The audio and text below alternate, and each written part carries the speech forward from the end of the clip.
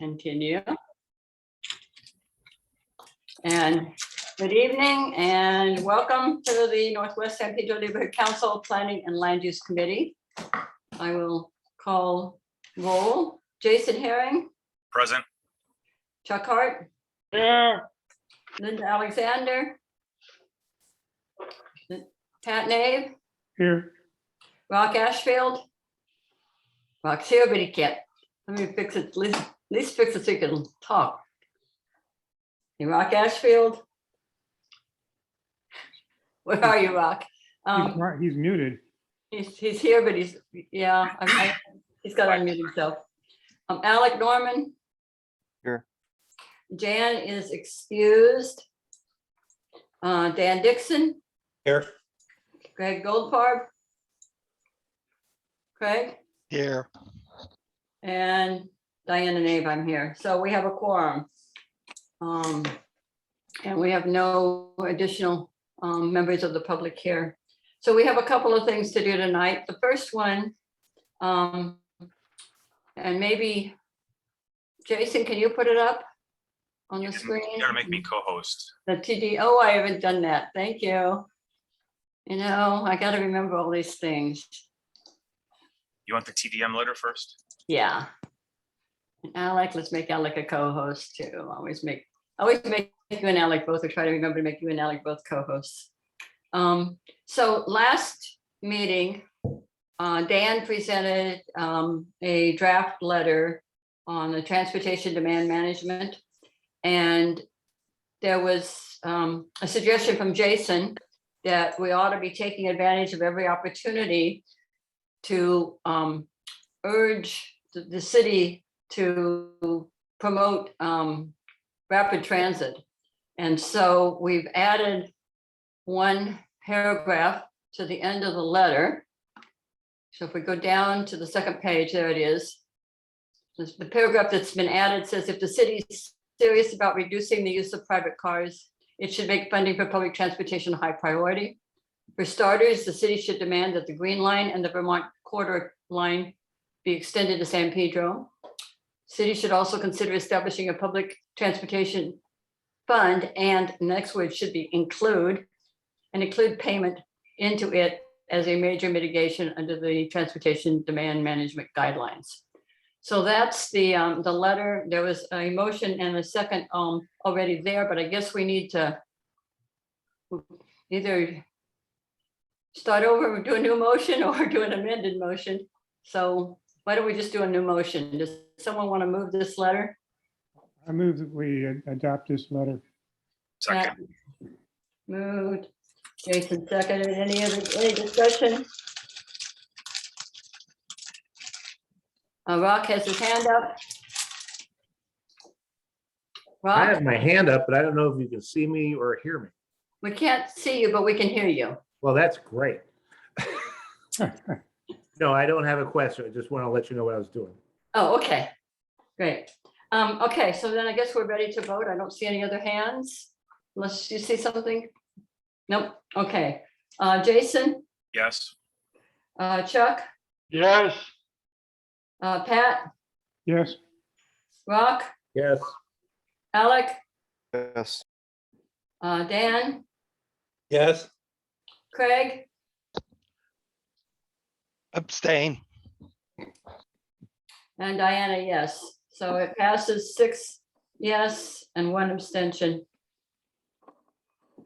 Okay, the next item is to consider comments on the Gibson Boulevard container parking lot negative declaration. And I'm going to let Pat explain to you what that's about. Does somebody have it? We can put it up on the screen. Yeah, Jason or Alec.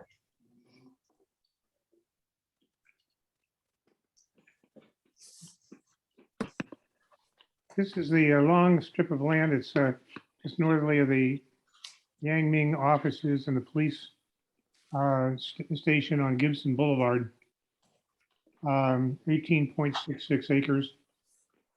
The owner of it wants to build a container parking lot and storage yard there.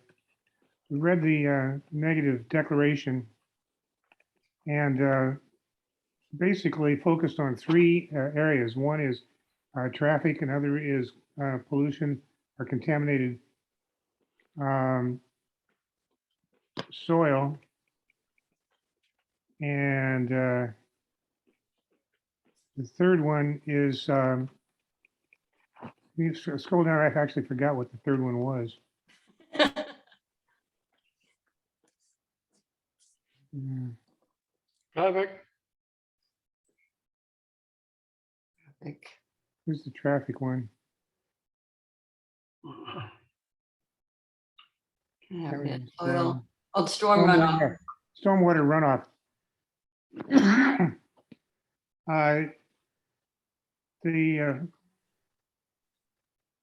This was a difficult negative deck to work on because there was so little information in it. The applicant basically is saying, hey, we'll comply with all laws in it that if we need a permit from Caltrans, for example, and we'll comply with whatever they say. Well, compliance with all laws is not a response to the environmental impacts. So we focused on the three, as I said. Stormwater runoff is one issue because they're going to pave 9 acres of flat land. They're going to flatten out 9 acres of it. I don't know if you've been up there to look at it, but I'd urge you all to go drive by and see it. The slope that holds up the freeway is no more than 15 feet from the curb over most of the area. They got to move a lot of dirt and dig it out and then pave it with concrete and flat. So stormwater runoff is an issue on flat lands, so forth. They haven't given us any information on how they're going to deal with the stormwater runoff, other than that they're going to comply with whatever the stormwater runoff requirements are. Can you go up a little bit, Jason? Contaminated soil. There's identified contaminated soil of 3 kinds there. Total petroleum hydrocarbons, volatile organic compounds, and aerially deposited lead at environmentally significant levels. Aerially deposited lead is the fallout from car exhaust from back in the old days when cars had leaded gas in them, and it pollutes the land around freeways significantly. And so from the old days, the lead is in the soil in the site. So we said, hey, you know, your description of it and your accounting for it and how you're going to handle it needs to be specified in the environmental document. And then the traffic one is up at the top. The traffic one is 466 trucks a day that they are estimating over it, but there's a quirk in the guidelines that allows them to say, hey, you need 250 vehicle trips in order to reach a significant level. We don't have that because the VMT analysis, vehicle miles traveled analysis, doesn't require them to include heavy duty truck trips in their transportation analysis. So, you know, and what you see there that's highlighted in dark and, you know, in bold is a quote out of the negative declaration. So somebody has told them verbally that given them guidance that heavy duty truck trips are not included in the transportation analysis. So, you know, did a little bit of computation, went on the internet and, you know, found out that the average length of a truck and semi-trailer is 72 feet. So placed end to end, the 466 trucks would stretch a little over 6 miles. So this is saying to them, look, you need to do a traffic analysis that shows what the impacts really are on the local streets. You know, for example, they talked about an entrance and exit onto Gibson Boulevard with a right turn only. So they would be coming down from the north and turning right into the site. And then when they came out, they would turn to the right and go south on Gibson Boulevard. Are they going to? They sort of imply that they're going to have one entrance there, only one. It's hard to see how they're going to do that, how they're going to turn the trucks around in the site, because there just isn't enough room to do that. There, you can go down and see for yourself that they can't get it done with that. So maybe they're going to have to bring them in from the north end and then take them out on the south end, which might be all right, but they need to say that. And, you know, raised a few questions there. You may see some more questions that they should be analyzing. You know, what do you do if you have a backup up on Gibson Boulevard, and then what do you do with the trucks when you come out of there too? So those are some of the highlights. There's a few more questions that are raised at the end about the lighting. If you can scroll down, Jason. Keep going.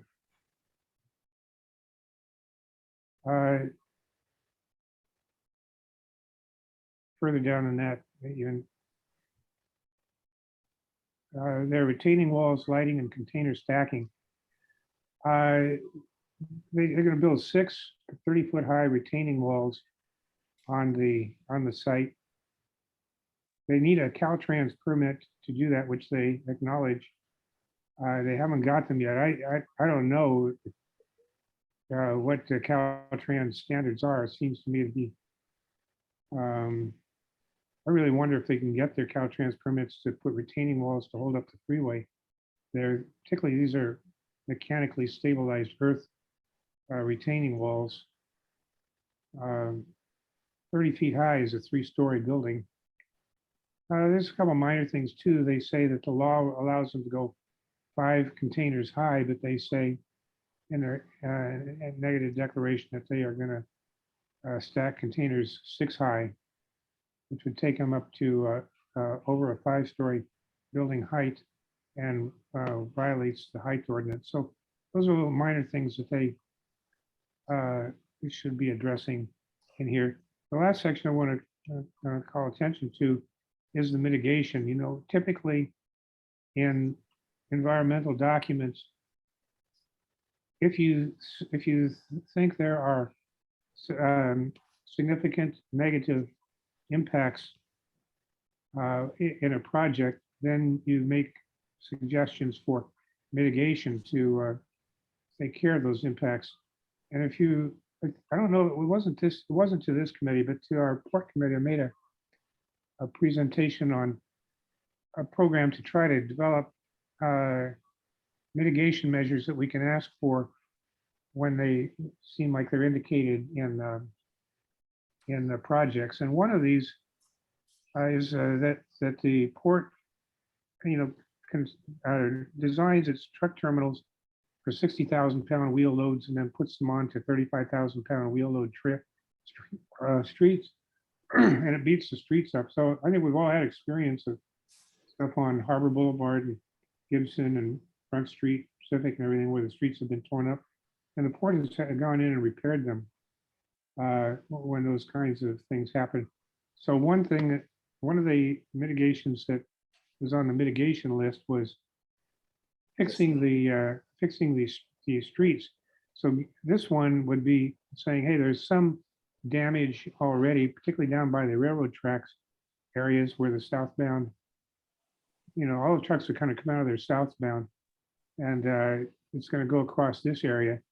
Right now, Gibson Boulevard itself is in pretty good shape. I don't know what, you know, north of the police station, what it'll be like a year from now with 162,790 truck trips on it. It's hard to say, particularly when you turn, turn a right turn with a truck like that, it chews up the pavement pretty good. So you could expect the pavement around on the street near the exit and entry, be kind of chewed up.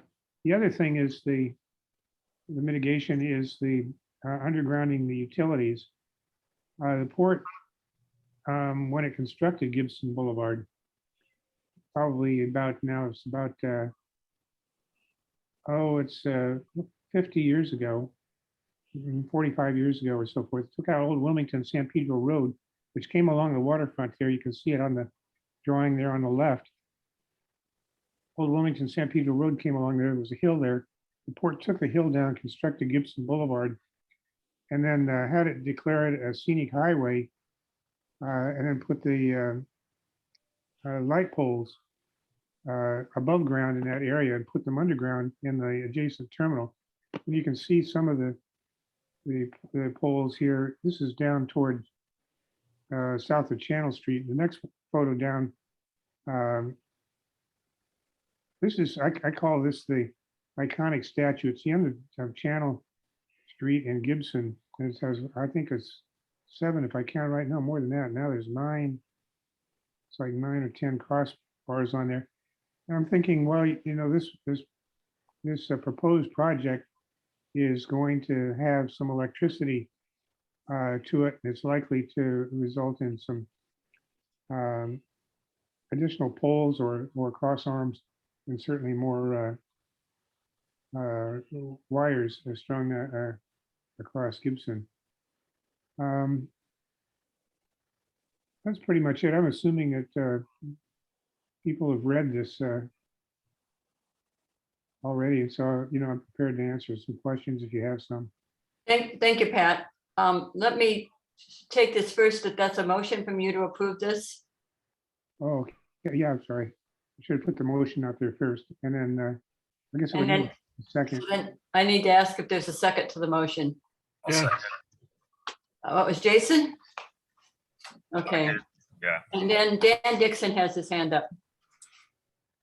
Thank you. The only additional cross arms I want to see in this area are at grade crossings so that we can have a quiet zone in San Pedro. Having said that, we're talking about 30-foot retaining walls up against the freeway. I agree with you, Pat. It's hard to imagine Caltrans approving that without a lot of thought. My real question is this trip really necessary? Is this whole thing necessary? And is this the best place or the only place to do whatever the applicant thinks needs to be done? Does it say anywhere, and I apologize for not knowing this, does it say anywhere how high the light masts will be? No, but it has to be high enough that it can shine down on a 52.5-foot stack of containers. Right. So it's more light pollution from across the freeway into the neighborhoods on this side. It is also a tsunami zone.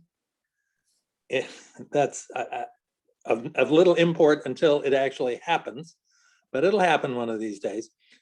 And I just drove that stretch of, I drove Gibson and Harry Bridges all the way to Anaheim Street today. The area that curves up and becomes Alameda is it's a terrible mess. It is as bad as a lot of the bad alleys in San Pedro. It's a minefield. It's a minefield. Yeah, I felt I needed an alignment, wheel alignment after I drove through there today, just once. So you're adding 150,000 trips, which I suppose might happen somewhere else in the port.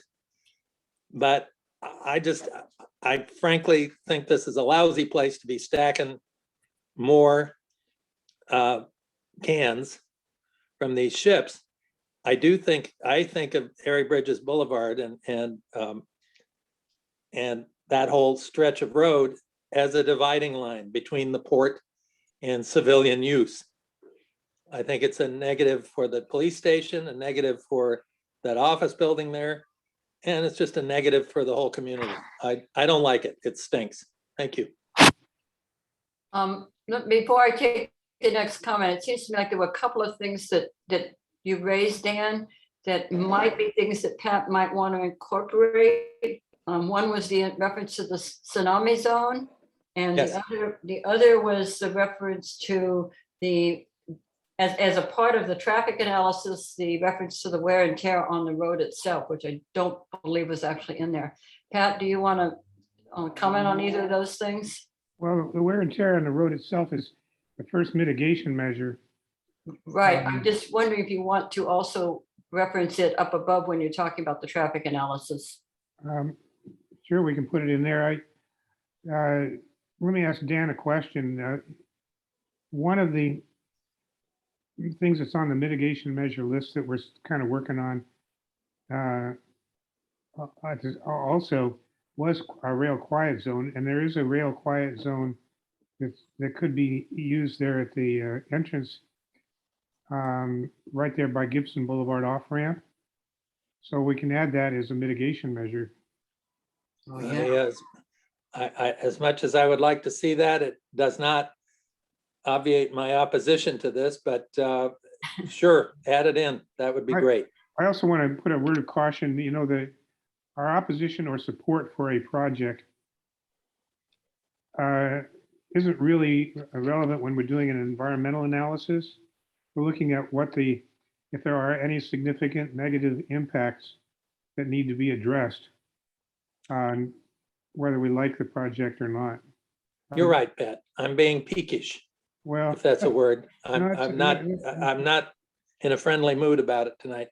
well, So yes, if what I'm saying or some of it can be framed as part of the mitigation or the environmental questions, then great. I sent out a couple of links to some news articles on areas where a lot of container storage is being built in the port area. If this was an EIR rather than a negative declaration, then alternatives would be part of the presentation. So under that kind of theory, I think we can certainly mention that there may be a need issue here, whether they need it or not. Let me think about that. Thank you. I appreciate being able to give my 2 cents. Thank you. What about the issue of the tsunami, Pat? Would that be appropriate to include or not? It would. I don't know. I don't recall if the negative deck addresses the tsunami zone or not. I know the Phillips 66 did. I don't remember from this, Okay. but it is clearly in the tsunami zone, though. Pat, do we know from that Phillips 66 working group based on sea level rise if this is one of the endangered areas? I don't recall this part from the map. Yeah, we approached in that one. We approached sea level rise because of its effect on the pollution that's in the soil and in the groundwater there, and it would squeeze it out through the riprap and into the navigable waterways. Right, that's at the P66 site. I didn't look Right. at that map in reference to this location. I'm wondering what effect that might have here, Well, or if it's something we should look at, maybe add to this. well, sea level rise maybe. Yeah, this was all. This area is not tied in submerged lands like the Phillips 66 property is. This is all uplands area, which means it's never been subject to the ebb and flow of the tides in this parcel. So sea level rise would. Is Gibson part of the tsunami evacuation route? Or is I that don't know. only Gappy? I don't know. That'd be interesting to find out. Next time was Craig. Craig? Hi. Okay. Can you hear me? Yes. Okay. So this project is a win-win. I can't even see how anybody can see anything like that. They're going to take 405,000 square feet and develop it, clean it up, do another 407,000 square feet where they're going to put native plants, everything else. There's 4 pages of mitigations do with the soil. We're gonna get this blighted, polluted property remediated and improved. This has been, all that has been on it is derelict things. It's a if I'm surprised, Dan, that you hadn't realized how bad things have been impacted at the port. That they're looking for projects to do this to take the pressure off of Wilmington. I don't see this adding any more trips, but it can. And it's the only thing that I see as a negative is there may be more traffic. But if anybody thinks we're going to get away with removing all those containers that are coming and will continue to be coming out of the port without putting up more traffic, you're mistaken. This whole project is a mitigation. This is something that is really positive and it'll make a difference and help move goods out of the port faster, which is really a problem. I mean, to just look the other way and say, oh, you know, this, that, another thing is not an option. We need this to go through. The whole thing of pulling, we had the same discussion. You have to pull permits. You have to get approvals. They can't, if you have problems with what they're doing, then and you think Caltrans is going to have problems, they won't approve to build. That's why you have to go and pull permits. That's what buildings do. That's what things do. They have to pull sanitation permits. They have to pull wastewater permits, and they have to do those things to get those permits. It's a whole process. Anybody that's ever put up a building, any sort of thing, knows this. Thank you, Craig. I mean, everybody else got to speak a lot longer, especially Pat. So I want to add that this went through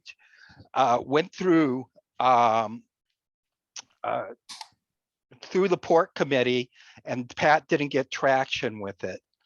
And I think I explained very well why he didn't get traction with it. Okay, the next hand I saw was, I think Chuck was, no, I think Jason was next and then Chuck. Jason? Yeah, so going back to the number of trips per day, I mean, I guess we've been assuming, oh, that's one every 0.3 trips per minute, right? So those aren't going to happen uniformly through the day. So there's going to be times where there'll be trucks just backed up at certain points when there's a larger number of volume happening during those hours. There'll be other times when it's less, right? What hours are those going to be where that entire route will be backed up? I don't know if you've seen the trucks try to climb the hill and turn on from that intersection there. They're slow, right? They slowly crawl up. That entire traffic situation is going to be very negatively impacted on that on-ramp there. This is a major connector between Wilmington and San Pedro. This is also supposed to be part of the connectivity route between waterfronts. I don't see that being helped in any way by this. There's no room to expand Gibson unless you start tearing into port property to put in more lanes. So what is, I would like to see a traffic study, basically. That's the reason I'm opposed to this, is I don't see there's a lot of assumptions here and no one's done the study. So I'd like to see the traffic study and the mitigations that have been called out in the document. So, thank you. Thank you, Jason. Thank you, Jason. The next hand I saw was Chuck's. Craig, I think this backlog that we're experiencing now, as far as getting these products throughout to the country, it's a temporary situation. It's not going to continue, so I don't think your analysis is quite correct on that. And the other question I have, Pat, is, do you know if those stacked containers will be blocking the view, the only view we have left from the Harbor Freeway? Will they be higher than the freeway? I don't know how high the freeway is. If you stack containers 6 feet high, they're 8.5 or 8.6 feet high each. So 6 containers would be about 52 feet in height. There's a height limitation on the property of 45 feet. Five would be under the height limitation, but I don't know what it would do to the views from the freeway. And to address Craig's, to address Craig's issue, the more we adjust to this, the more we try to accommodate it, the worse it is for the community, for the traffic and so on and so on and so forth. One other thing, it's really not an environmental issue, but you have experience with this. So I'm asking you, the fact that there were fossils found in that in that sand that they're going to be removing, is that an issue that may be relevant in any way? Archaeology is an issue. They did address it and made a finding of no significance. I didn't really spend a lot of time or focus much on the archaeology or anthropology of the issues. It is a legitimate issue under the environmental laws. Well, then it's something to consider because there were fossils found there. Thank you. Mhm. Rob, did you have your hand up to comment, or is it because you didn't take it down from before? Okay, so at this I don't point, have a comment.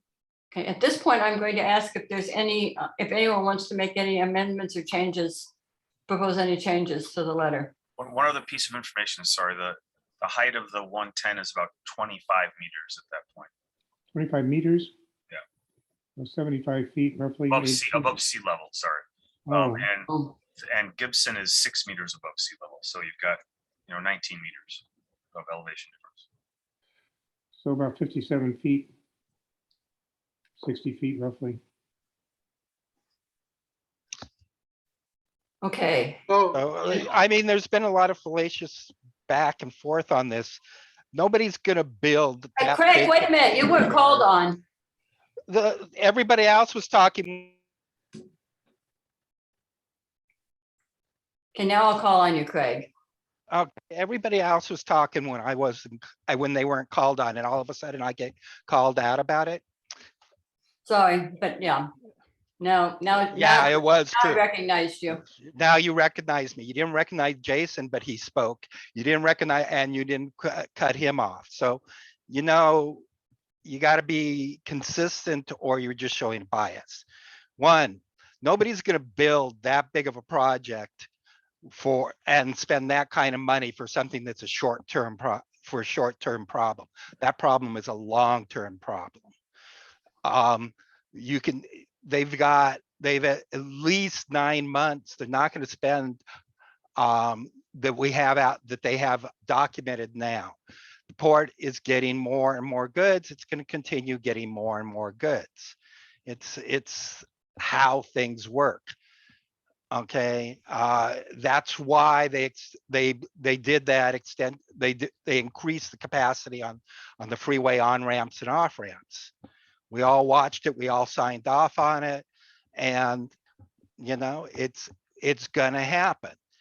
Either we act proactively to help the situation and do things, and not to do things that continue to negatively impact Wilmington, where we get consistent reports and of things like on McFarland and PCH. The whole thing about this is we get a project that's positive, that builds something, that does something that we need to have done, and people are sitting here saying, well, not in my backyard. So whose backyard do you want it in? Because we have to have it. Or do you want to see the situation that we have out there now? You want to see all those ships sitting out there 125, 135 miles out, or 30 miles in, and everything else, and all that bumper fuel coming over here? We have to stand up and do something every once in a while. Things like this is, you ignore the reality of the situation, and you're saying, oh, well, Why aren't you looking at this? Why aren't we doing this? Is what should be the question. This is an amelioration of polluted, blighted property. And you're sitting there saying, oh, we shouldn't do this because it's going to add some traffic to our backyards. We got the traffic anyways. Okay, Jason, did you want to say something? I'm gonna take one second round and that's it. Yeah, so this is absolutely a temporary situation. The ports in China were shut down for months. We're still dealing with backlog. This situation, we didn't have containers stacked this high in the yard before the pandemic. This is temporary. Second of all, along getting goods out of the port, trucks are not the solution. Rail is the solution. We can't expand our entire freeway network. If we used to have X amount of containers and we've got double X now, we don't have double X the freeway to get them out of here. It's not going to help. It's going to cause more problems down the road. This is not a solution. It's a temporary problem. Yeah, the temporary problem might be a few years and they could probably turn a profit on that, but this is a temporary problem. This is not the ongoing nature of the condition. Pat, you have the last word here. Two things. One is I want to remind everybody that under the environmental laws, you don't look at whether it's a good project because you like it or a bad project because you don't like it. You're required to look at the significant negative environmental impacts, if any, at the earliest opportunity. And then when you examine those and you analyze them, evaluate them, then you can design your project to have the least impact that's reasonably possible. That's one point. The other is, Craig, at our port meeting, I invited you to and asked you if you would like to write a position paper on this. I would certainly take it into account. I'm wondering if you've done that. I haven't. I've been looking for it and haven't received it yet. And I suppose you could still write a position paper on it for the benefit of the neighborhood council, if you like. Okay, with that, I'm going to take the vote on this. So Jason, Yes. yes. Chuck Hart, Yes, Linda Alexander, Yes, Pat Nave, Yes. Rock Ashfield, Yes. Alec Norman, Yes. Dan Dixon, Yes, Craig Goldfarb, No, and Diana, yes. So motion passes 7 yes and 1 no. Okay, thank you, Pat. But you're going to be up again immediately. The next item on the agenda was to consider comments on the Gibson Boulevard, to consider comments on the draft mitigated negative declaration for Phillips 66. That was put on here as a backup in case we needed to consider it, but it looks like it's going to go directly from the executive committee to the board, so we really don't need to do that. I would urge everyone to read that. It's quite extensive, but we don't need to discuss it tonight. But then Pat wanted to discuss the, he referenced it a few minutes ago, this idea of having a mitigation program. So Pat, you want to talk about that? Yeah, but in the interest of brevity, if everybody would just as soon get on to other things, I'd certainly be willing to come back at another time, and because this is going to be a several month project. Why don't you introduce it tonight? Give it just kind of a little more overview on what you're looking for, and then we Right. can come back and discuss it in depth at a later meeting. We have it. We can put it up on the screen.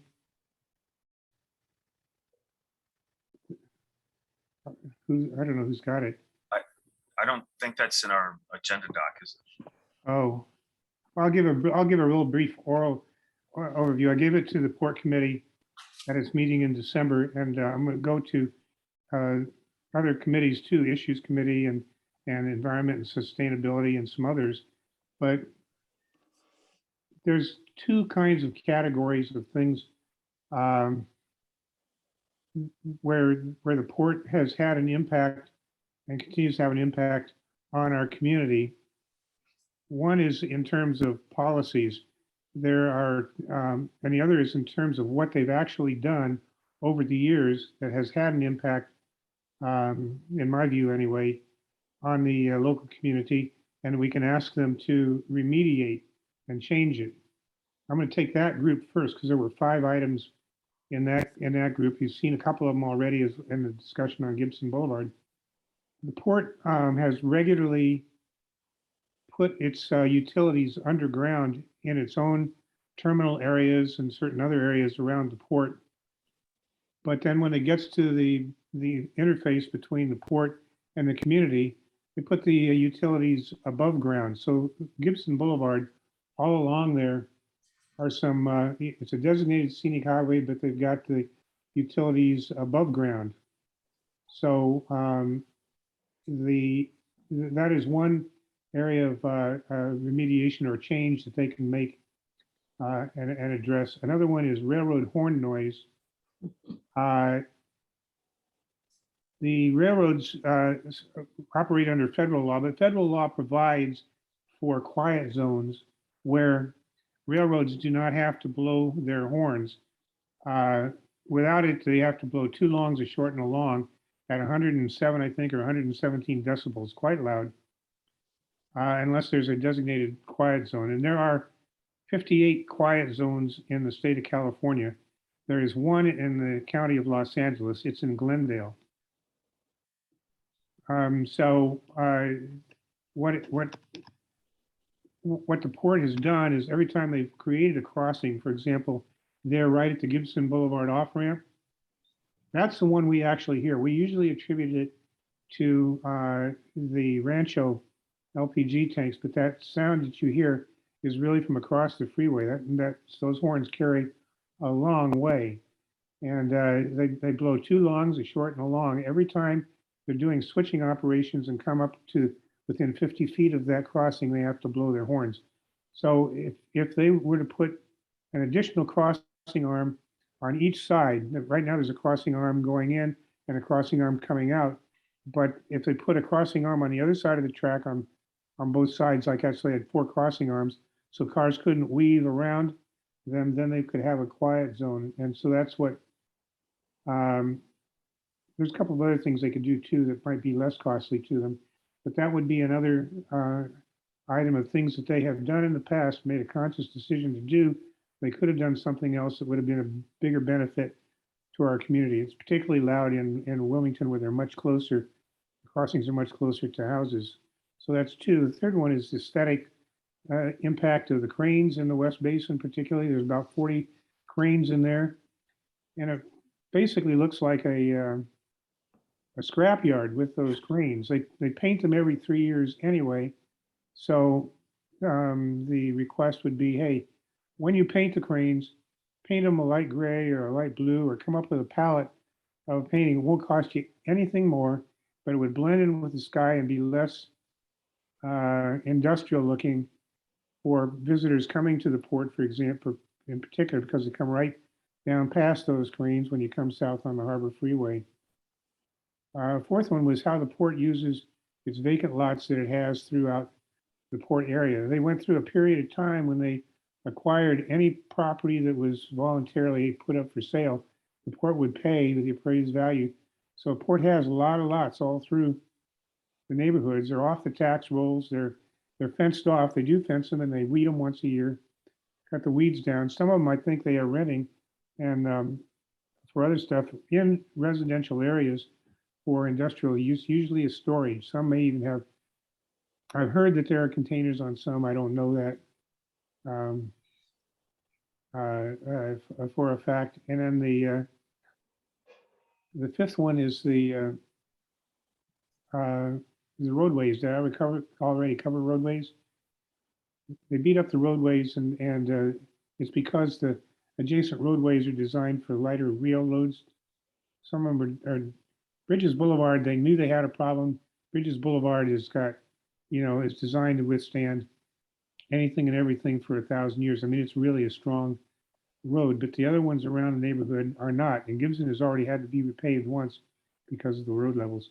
The 2 policy things that are in this are a policy for zero emission zero ship emissions by the year 2030. And this was a resolution adopted by the city council in November this last year. And so this would be a policy asking the port to adopt it as a port policy as well as a city council policy. And the other one is a little more complicated, and that is people who want to build things in the port have to mitigate their negative impacts as much as reasonably possible. But sometimes the impacts are greater than what they can address, and they adopt what's called a statement of overriding considerations. And then the impacts go unameliorated, unmitigated. But Port is basically a partner with these developers and with these applicants on it. And so the policy would be that if the applicant can't address something on their own premises, rather than go by lawnmower emissions and dry cleaner emissions in Altadena, let's have the port pick up the slack and mitigate these impacts somewhere else in the port complex, so that the local people are not bearing the weight of those things. So over a period of the next couple of months, I'm going to start asking people, what do you think? And do you see other things that can be added to the list? And then eventually, I'm going to advocate that we, get the support of some of the other NCs and so forth, and then go in and explain our position to the port and see if we can get some movement on these mitigations. That's it in a nutshell. So I will take either questions, or if someone has thoughts now on additional things they think ought to be on that list. Okay, I don't see any hands. Oops, Chuck. Yeah, congratulations, Pat. Sound like PCAC is being renewed. You hope brought not. all that stuff back in PCAC days. Thank you. Okay. Jason, I'm counting on you to come up with something in the area of transportation and how the port's actions have hampered or affected future transportation in the port area. Did PCAC stand for PATCAC? It's Port Community Advisory Committee. Okay, I'll be looking into that issue for sure. All right. so it's something to think about, and if things come up and you want to just email Pat, or you want to bring it up at the next meeting, but it's something to think about going forward. And we'll come back and revisit it, I'm sure, at a later date. The next item on the agenda is updates on items of interest to the committee. And I just have two. The first one is that we've got a notification, and I'm going to have Jason put up a Google map so I can figure out exactly where this is, that Starbucks has applied for a drive-through and a sit-down coffee shop at 28110 Southwestern. They said they're going to tear down the existing building, which they implied was a bank, and put up this drive-through and sit-down restaurant. I've invited them to come to our next meeting. I haven't heard back from them yet. So there we are, 28. Whoops. There it is, right there, next to Coco's. And it's the old US Bank branch. Old US Bank, okay. I thought it was an old bank. Yeah.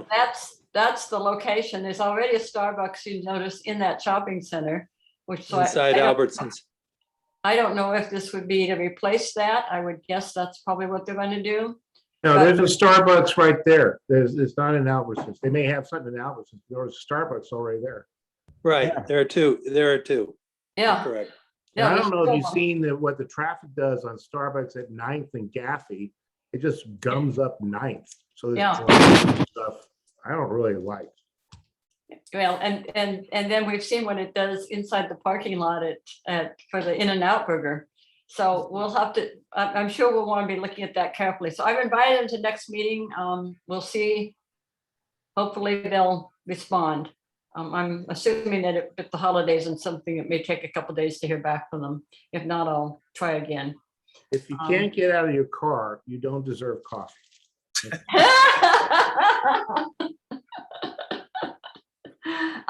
The other thing I wanted to report on is that I did hear back from Building and Safety that they've opened a case regarding Viper's rentals. But it appears that the only thing that they have cited them on is that the fence is too high. I wrote back and I said, well, wait a minute, what about all these other things? And they've not responded to that. But there does seem to be some concern about the height of the fence, which was actually the least of our concerns. So that was it. Anybody else have any update that we want to add in there? Seeing none, it gets us to public comment on non-agenda items. Do we have any public comment on non-agenda items? Just to let you know, the new San Pedro Palm Realty office is now open and ready to go. We're going to spend the month tripping it out. We are across from Ojas, the coffee shop in 6th Street, down from El Boca Felice. So a new business in San Pedro. So Congratulations. thanks. For those And who everybody don't loves know, the location. It's amazing. I thought it'd be a hard draw, a little bit difficult draw for downtown San Pedro. When people get down there and they feel the vibe, it's like, oh, I want to be here. So it's going to be very cool. right. Okay. I can just add that this is, I guess it's kind of related to the agenda item in general about the traffic coming out of the port, but the utilization of the Alameda corridor is at a very low point, and there's been a lot of pushback to widening the 710, and I just quickly grabbed a letter to the editor, but there's a lot of movement behind this in other parts of LA to not widen the 710, use the Alameda corridor to the point that we want to get trucks off the road. We want to use trains because we have this corridor that we can exercise for this. So this is just a general transportation comment, not necessarily, but it is related to, but in general, the port should be looking to use the corridor more and our freeways less, because that puts the burden on the communities, our freeway in general. So. Okay, thank you. Craig. If everybody is looking and paying attention, you realize that the port has made plans to both increase to make improvements to the freeway and to the Alameda corridor. The Alameda corridor has been picking up in usage. They forced a lot of the freight companies to move the stuff, but a lot of stuff is going locally, and that's why it's not being moved on the Alameda corridor. Most of that stuff you see going up the Long Beach freeway are supplying manufacturers in Los Angeles, not out of state, not going to stores. A lot of the stuff is going to supporting businesses here. And so you have to start looking at that. The Alameda corridor is not going to support that kind of thing. Also, Pat, Yeah. I'm an adult. You never make and I'm the chair of that committee. I know what I can write and what I can't write. That was a dead subject as far as I was concerned, but you shopped it around. What? Okay. Okay, any other comments? So our next meeting, the next joint committee meeting is Wednesday, January 26th. And our next meeting will be back to our regular meeting date, which would be Wednesday, February 9th. And that's at this point contingent upon us getting Starbucks or there being something else that we need to discuss. But I'm hoping we'll have Starbucks for that meeting. So with that, I will call the meeting adjourned and thank you all. You got to take a vote. You have to move to adjourn, get a second, take a vote. And leave. Second, I move to adjourn. Seconded. All in favor? Aye. We're all pirates today. You know, actually, I'm just going to say without objection. So, okay. Happy New Year, everybody. Happy New Year, everybody. Happy New Year. Happy New Year. Happy New Year.